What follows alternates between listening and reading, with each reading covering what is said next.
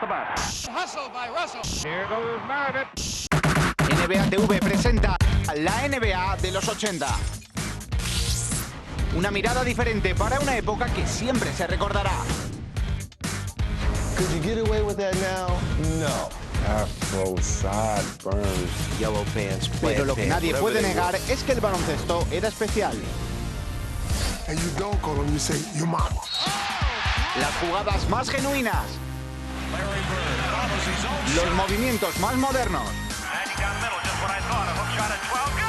Y los momentos históricos que definieron una década.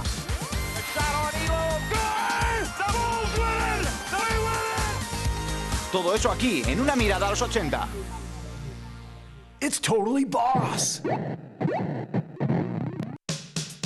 Cuando la temporada 81-82 echó a andar, Magic ya había ganado un título con Karim. Y los Celtics habían conseguido que el Big Three fuese campeón. Era evidente que los 80 iban a ser fantásticos. Leave the special effects to the singers and the dancers.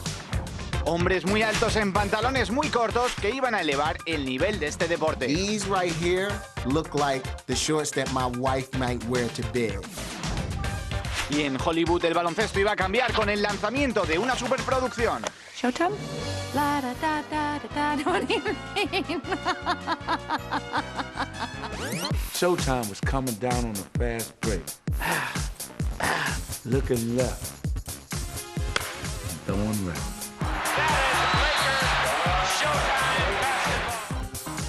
Magic come down, boom, boom, yo, bam, that way. I'm like, I could never figure out how Magic could do that. I think Magic is Showtime. It's got class, it's got style. The style of play that he had made that team Showtime. Showtime! Fast and furious. You almost got tired looking at him because it almost felt like you were looking at a tennis match. James Worthy, Magic Johnson, Kareem Abdul-Jabbar, Jamal Wilkes. Oh, I'll say it was fun. Magic is straight down the middle. Oh! Highlight film! It was like 3D before it even came out. We just happened to be right next door to Hollywood. You don't miss a Laker game if you're in LA. And it was like how people rush home now to see Dancing with the Stars. Magic! The crowd will be talking about that for a week. You're watching Magic, you know, and you're watching Kareem, you're watching Worthy, but you're also watching Jack Nicholson and Diane Cannon. You're like, hey, I saw that guy in that movie last week. Not since James Brown at the Apollo did you have this kind of entertainment. Y si las orquestas necesitan un director, los Lakers del Showtime tenían un maestro con muchísimo estilo. Pat Riley. Italian suits and the smell of leather comes to mind. Pat Riley's always been the smoothest and the coolest. He may be one of those guys that had 50 of the same suits hanging in his closet because it looked like he had the same one on every night. First dude to ever make me want to wear a Taylor suit. Come on now. I was of the Sonny Bono look back in the early 70s. One day in 1978 or 79, didn't do anything but comb my hair straight back. How's my Pat Riley look?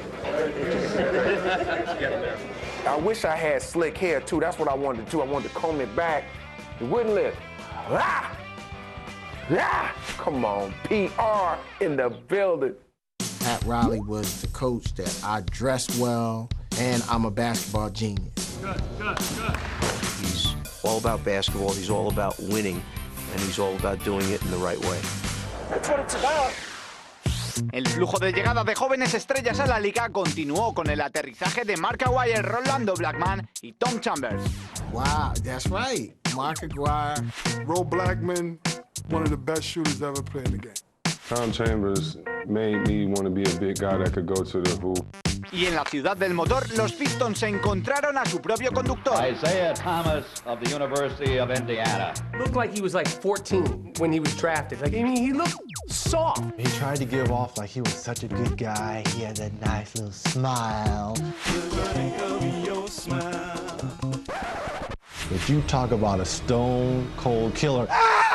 Back come the Pistons. Isaiah quickly up the right side. Screen from Dantley on Coulter. Isaiah. He was the first guy to really bring that city attitude to that position at the point. Not only that I'm going to beat you, I'm going to embarrass you while I beat you. Now comes back toward the lane, to the hoop, up in, off the glass, and he's fouled. Holy Holy cow! He's the only guy I've seen stand in the middle of 5 guys and dribble the basketball. You can't touch him. You're wondering, how in the hell is he doing this? I remember he did that move that layup where he threw it to himself. No one's ever done that still. And if they did, they didn't do it, make it look as good. He did it in a game. Thomas, can you believe that? There's never been anybody as dynamic and dominant an offensive force at that size in NBA history. Pero el mejor rookie de la jornada del 82 jugaba en los Bucks y se llamaba Buck Williams. We're taking Buck Williams. One of the meanest, toughest guys ever in the NBA. I would always tell players, if you're not a man enough to do it off the floor, don't do it on the floor. Herb, keep it up. One more time. One more time, we're going to go in the hallway. Yes, he's the strongest man in the league and maybe the strongest man ever to play in the NBA. Just kind of like, I'm a little scared of you because you got muscles. You don't have sports muscles. I've been lifting some weight muscles. This guy's scared. Buck Williams, hammer time. Buck! He didn't take no junk. And if your name Buck, do you really want that? Your man Buck looking for you. I ain't say nothing about Buck. Toda la acción, toda la... To go a whole season and not score under 100 points, that's amazing. 100 points a game for a whole season. Bing, bing, bing, bing. Bam, bam, bam. First one to 1,000. Who was on that squad in Denver? Who was that, Dan Issel? His whole front, all his furniture in the front was gone. I only took my teeth out when I played, but I think a lot of people thought I just didn't have teeth the whole time. Yeah, David Thompson, too. My nickname was the Skywalker. Of course, I had the 44-inch vertical leap. Kiki Vandeweghe, oh my God. He scores it, and what a move by Vandeweghe. Now it's English. Look at English. Turned around by English. We still had a little bit of that ABA in us, where we got up and down the court. They're playing at altitude, and they basically said, we are going to run you until you can't breathe anymore. And your chest is burning. Cats are like, time out! Ah! Denver, you could say, could run up some scores. Los Denver Nuggets jugaban en altura y asfixiaban a sus oponentes. Pero los Sixers tenían un arma especial, la actitud de Andrew Toney. He was vicious. In that first step, He would just blow by anybody. Yeah. He would jab step you, and then step back. Andrew Toney was bad. I just try to utilize my offensive ability to the utmost. Andrew Toney, a.k.a. the Boston Strangler. I remember him just tearing the Celtics apart. Tony against Bird. What a move. He loved to play against the Celtics. Andrew Toney over Maxwell. Basket counts and a foul. Andrew Toney. I feared Andrew Toney even more than Michael Jordan. Some people say that when he's on the mark, he's unstoppable. Oh, God. Mientras el verdugo de Boston acababa con las opciones de los Celtics en el séptimo partido de la final del Este, un nuevo cántico nació en las vigas del Boston Garden. Was it LA sucks? Beat LA? Beat LA. Beat LA. You hear the crowd is chanting to the Sixers? Beat LA. Beat LA, that's great. It was like the Boston fans and the Sixers united for a moment because the Boston fans were like, okay, we lost, and now we want you to beat LA. They had enough class to say, hey, we ain't so mad that y'all beat us, y'all just outplayed us this time. You truly made us feel good. That truly showed me a great deal of class. Respectful nature of the Boston fans. Haters everywhere, even when they're not playing LA, just hate. Mientras Andrew Toney se convertía en un jugador de culto con los Sixers, un tipo con gafas reinventaba su rol en Los Ángeles. Rabbits with the little pearl diver glasses. Now these are perfect. You should get fined if you wear real glasses in the game and you tape them. He was the total end of the spectrum from Showtime with the Lakers. Come on, guys, let's go snorkeling. He couldn't jump. He wasn't a scorer. He was broccoli on a plate of beautiful food. You know, he's not even Superman. You got Clark Kent. What a hustle. hustle by Kurt Rambis. His only job was to rebound the ball, don't shoot the ball. When you touch the ball, give it to someone else. The key to the fast break was Kurt Rambis. Kurt Rambis would get that ball in faster than anybody I've ever seen. Super play by Kurt. He knew Rambis wasn't giving him 30, but he knew Rambis was going to give him dirty. He wasn't the super duper star, but Kurt Rambis dove on the floor. He was reckless endangerment. Showtime needed that lunch pail guy, and he was it. Un segundo encontronazo en 3 temporadas entre los Sixers y los Lakers iba a despertar las mismas memorias.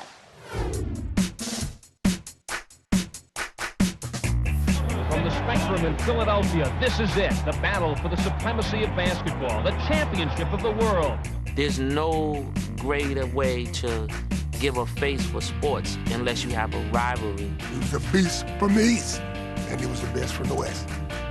High scoring, sparks flying again, and after that last tick of the clock. 3, 2, 1, the Lakers are the world champions. I had one of the widest smiles that I've ever had in my life on my face. I finally done it. Hey, this is the happiest moment in my life right now. It's taken me 10 years to get here, and I'm finally here. Come here, boy. Yeah, I finally got one.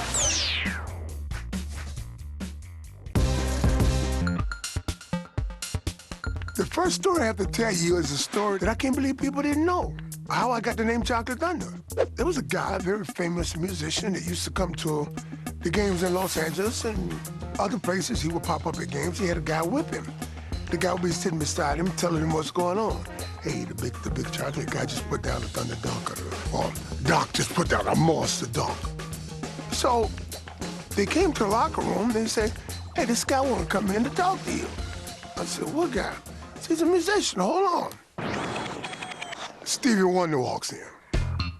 He walks in, he's shaking everybody's hand, and he comes over to me and they say, this is the guy here that every guy was telling you about putting down the big dunks. And all he did was he said, Chocolate Thunder. That's how I got the nickname. So I said, if a man never saw me and has a vision to call me Chocolate Thunder, I can wear that. Pero si hubo un mote que encajó perfectamente en los 80 fue el de Wayne Rollins. Wayne Rollins? Who's that? Tree Rollins. Tree Rollins. Tree Rollins?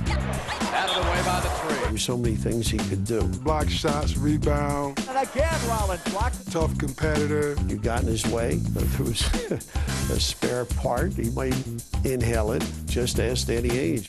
Oh, man, you know what? I think I broke 3 or 3 fingers. He kept trying to block my dunks. He shut down the lane. When you beat those guys, you knew you were going into the big fella. Y si pensaban que retar a un árbol era algo peligroso, no se pierdan las estrafalarias pintas que lucían algunos entrenadores en los 80. This is Mike Fratello. Here are a few other coaches who felt how they dressed was very important on the sideline. Gene Shue, a little bit of a throwback. Not sure many times exactly what Gene was trying to do with what he was wearing that particular night. He may have not been sure what he was doing that particular night. I'm not sure that Frank spent a whole lot of time every day wondering, what am I going to wear for the game tonight? If it fit, Frank put it on, he wore it, he coached his team well. You probably remember Dr. Jack Ramsey for the way he walked across the floor. He was stalking his opponent. When the game was over, he walked off with those plaid pants, red jacket. Chuck Daly may have been at the top of the list. Nobody appreciated clothes more than Chuck Daly did. He truly loved dressing well and looking good. He always said you can't go wrong in a blue suit. Doug could care less what he wore, and he could care if he wore it every night. If it still fit him, and if it wasn't falling apart, Doug would wear it. It was like, who cares what I'm wearing? I care about winning basketball games. And those are just some of the coaching fashion statements of the 80s. Y ahora pasamos de los tipos peor vestidos a los más duros de la liga en los 80. Artist Gilmore. My mentor. This is a big man who was a presence. He could score whenever he had to score, block shots, rebound the basketball, be an intimidator. I remember just always staring at Artist Gilmore because of how he had Afro sideburns. And I was like, this man has Afro sideburns. Artist Gilmore was so strong. He went for a dunk one night and Calvin Murphy jumped on his back. Artist completed the dunk. Came down in a full squat. Had Calvin on his back. I said, you all right, little fella? He just looked so intimidating. He looked so menacing. and he played like it too. Ain't nothing to talk about raw. He would have been the real Shaft if he could have been. Artis y sus patillas estilo retro hicieron sonreír a más de uno, pero donde de verdad hubo gente que fue feliz fue en Milwaukee. I think the Bucks were kind of the forgotten story of the 80s. When you went into Milwaukee, you knew two things were going to happen. It was going to be cold, and you had to face Moncrief. Moncrief on the drive. Great shot. What a move. He was truly one of those guys who was gifted on both ends of the floor. Personified 80s basketball, rugged, tough, hardcore. If you didn't bring your lunch pail and you weren't ready to work for 48 minutes, he was going to embarrass you. Breakneck pace. Underneath they go. There's Moncrief. They got it inside, and he did a 180 in the air to get that ball loose. How did he do that? He was a great defender. Swiped right back by Milwaukee. Sidney Moncrief is everywhere. You could put him on people to shut him down at the defensive end of the floor. I'm playing quite a few minutes per ball game. So my biggest joy is sleeping right now. You talk about a guy that's doing everything every night. Sidney Moncrief was a guy. Milwaukee's team was talented. And Don Nelson's the coach. In a long, cold winter, Don Nelson, except that the Bucks have tried to keep things pretty warm, and they've done a nice job. Nelly had his own way of dressing. I don't think Nelly ever was concerned on how he looked. You know, he looked like a schlepper most of the career. But he didn't really care. He was about coaching. Don Nelson wanted to win an NBA championship. And Milwaukee has defeated the Boston Celtics. They'll advance to the next round. The league was loaded, and I mean, if you didn't come ready to play, you could be beaten. And Milwaukee's considered one of the top teams in the East. You had Marcus Johnson, Bob Lanier, Paul Pressey. That's one of the first teams that I remember playing the style of basketball that we play today.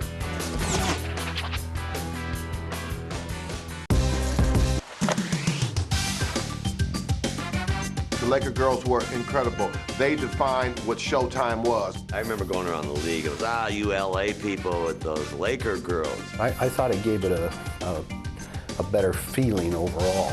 Start talking about the Laker girls. Now that's a distraction. Laker girls were pretty nice.